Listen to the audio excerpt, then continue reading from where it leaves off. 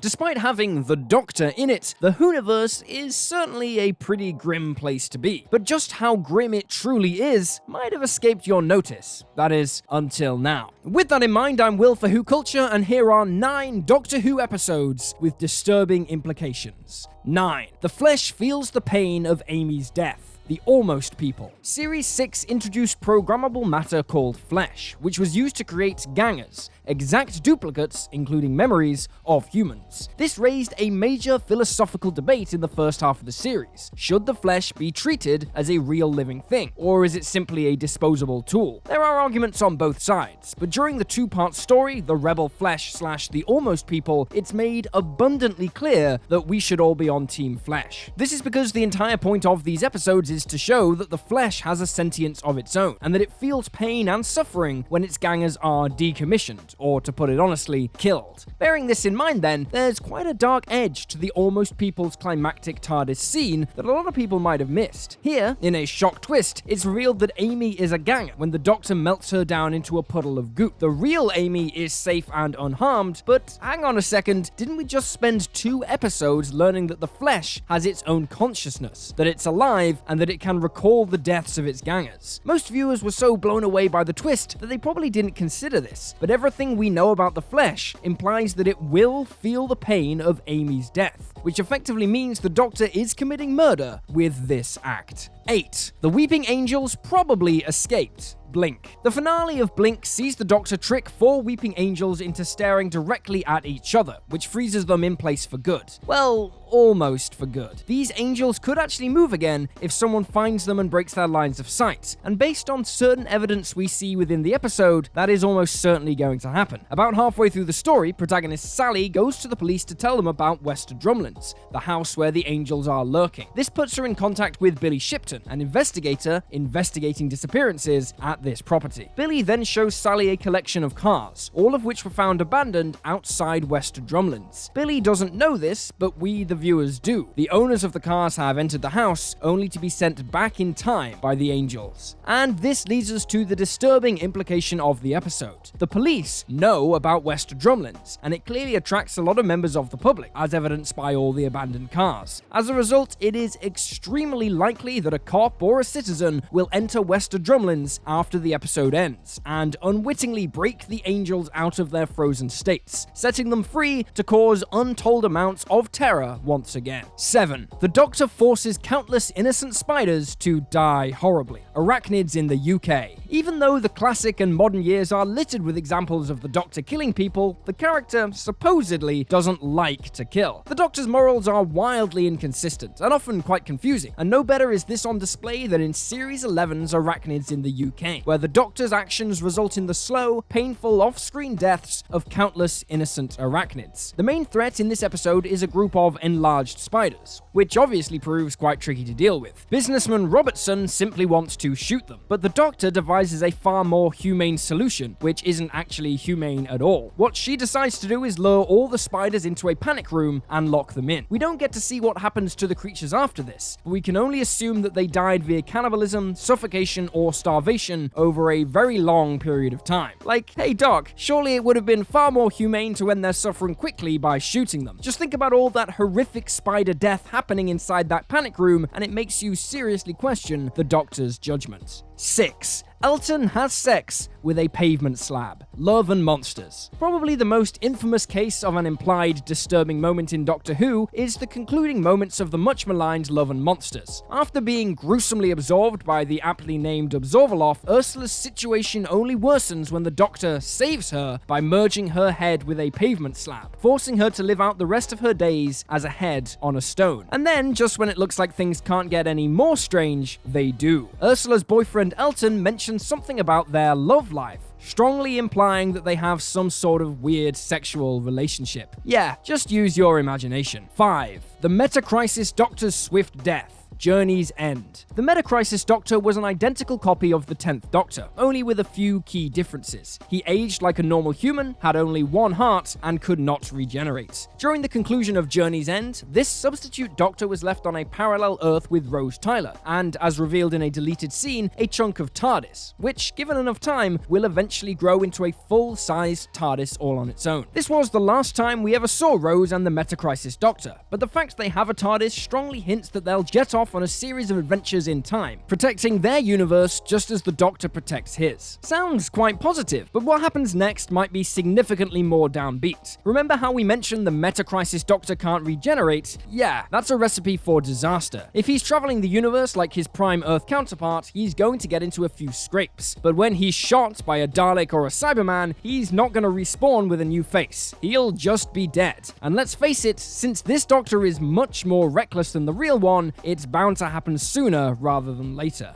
4. The Master hit his wife. Last of the Time Lords. Missy's redemption aside, the Master is a nasty piece of work, gleefully committing widespread death and destruction with barely a shred of remorse. But Series 3's Last of the Time Lords did something that managed to make the character even darker. It turned him into an abuser. The Master's wife, Lucy, doesn't have a whole lot to do in this episode, but we see several shots of her where she has bruises around her right eye, and she appears much more uncomfortable around the Master than she did in the previous episode. It's never explicitly stated or shown, but the implication here is that the Master has been regularly beating her, which has made her afraid of him. It's really heavy stuff for a family show, which is why it's only implied. And the Master's treatment of Lucy ends up getting him killed when she decides to shoot him at the end of the episode. And, can't really argue with her on that one. 3. All humans are murderers. Day of the Moon. Even though the Doctor could probably beat most villains while blindfolded, Day of the Moon saw the 11th Doctor enlist the help of the entire human race in order to fight back against an alien force known as the Silence. And his plan, well, it isn't a peaceful one, to put it mildly. Instead, it's incredibly violent. The Doctor manipulates the 1969 moon landing video so it turns anyone watching it into a killer, getting them to murder the Silence on sight, with no mercy and no questions asked. Even worse, these humans don't even know that they're murderers. The Silence can only be remembered while they're being observed, which means that you could see one bash in its skull, turn away, and just carry on with your day. It is a very unsettling thought, but allow me to make it even more unsettling. Given that most humans will watch the moon landing video at some point in their lives, and considering that there are pockets of Silence all over the Earth, a significant portion of the human race are probably murderers. Yeesh. 2. Everyone on the colony ship probably died. The Doctor falls. The death of the 12th Doctor was an explosive one, quite literally. Attempting to defend innocent people from a Cyberman assault, he charged through the woods and blew a vast majority of the villains up, but was eventually shot by one of their laser beams, kicking off his regeneration. It's the kind of heroic and badass moment that the Doctor is famous for. But on the downside, it's strongly implied that his valiant final stand will ultimately be for nothing. After the Doctor is shot, the episode cuts to Nardole, who tells a young girl that even though the Doctor destroyed most of them, the Cybermen will eventually regroup, and at some point, they'll track down the people once again. He adds that he'll think of something to stop them, but he doesn't sound the slightest bit confident when he says this, making it seem like he's just trying to be reassuring. And let's be honest, if the Doctor couldn't stop the Cybermen for good, then Nardole has no chance, and in all likelihood, everyone on the colony ship will be deleted once the Cybermen have recovered from the Doctor's explosive antics.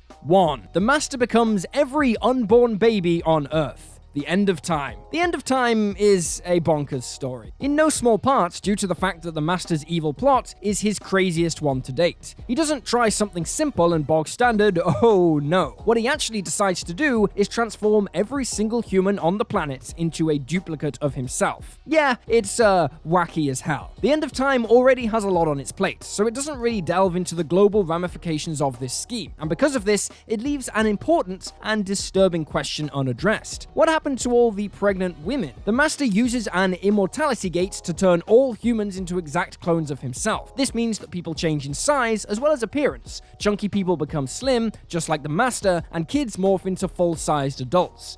So if the immortality gate factors in unborn babies, then pregnant women all around the world will explode a John Sim-sized man out of their bellies alien style. The much nicer alternative is that the unborn baby counts as part of the woman, and so her entire body transforms into a single master. But unfortunately, or perhaps fortunately, we'll never know for sure. And there you have it, folks, 9 Doctor Who episodes with disturbing implications. Feel free to drop this video a like if you enjoyed it, and drop me a follow on Twitter at YouSlyDogU. I'm Will for Who Culture, thanks for hanging out, and I'll see you next time.